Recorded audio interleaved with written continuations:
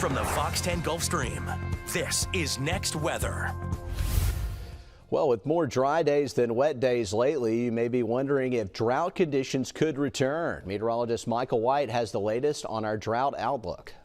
So we've seen several dry days in a row, but now that we are seeing temperatures increasing, that might bring back drought conditions to the Gulf Coast, something we don't want. I know some of you have been curious as to whether they could sneak back in after we got the rain pretty much widespread for the winter and got that drought busted. In fact, this is the latest drought monitor that we saw issued today, and across the whole state of Alabama, there's almost no drought at all. Only minimal dry spots across North Alabama and parts of Monroe County. So for our area, with all the rain we've seen this winter, we are still technically out of the drought. Now, we ended the year with a pretty big rain deficit. So far for 2024, we're in a surplus by a little over 1 inch. If you look at that on the right column there where it says 1.06, that's the current surplus for rainfall since the start of the year. Now, we do have a couple of chances for showers, as most of you know. We've seen some this evening. We've seen some this afternoon. But as far as any in the long range, this takes us all the way through next Thursday. Most of the rain is going to be well to the north of Interstate 20. You can see that's where the rainfall totals are going to be the most impressive. As far as locally, we're looking at rainfall totals at maybe 1/10 of an inch, if that.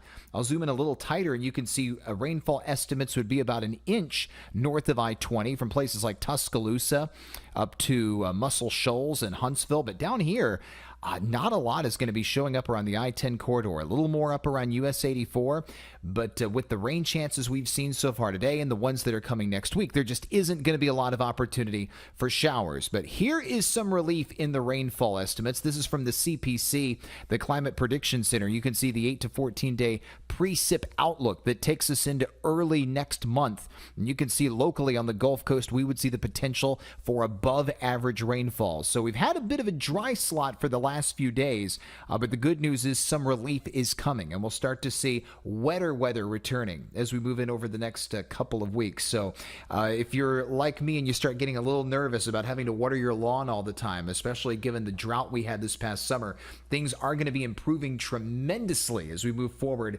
into the beginning of the month, if that long range outlook is right. But only time will tell. I'll be on Good Day Gulf Coast bright and early tomorrow for your Friday. One thing we are going to talk about tomorrow is how awesome the weekend weather is going to look. You can expect tons of sunshine, low humidity, maybe some chilly mornings on Saturday and Sunday. We'll talk about all of that coming up bright and early tomorrow on Good Day Gulf Coast. Have yourself a wonderful rest of your night. Well, the Alabama Severe Weather Preparedness Tax Holiday begins tomorrow and lasts through Sunday. And for a tip on what to buy during that holiday, here's meteorologist Nicholas Herboso. Nick. Thank you so much, Jason. Yes, it's Severe Weather Awareness Week, and we have our Severe Weather Tax Holiday. I wanted to show you some of the items that are on the list here. So here's the big list, and this is available online. In fact, we have a version of this list on fox10tv.com. I wanted to point out just a few things here.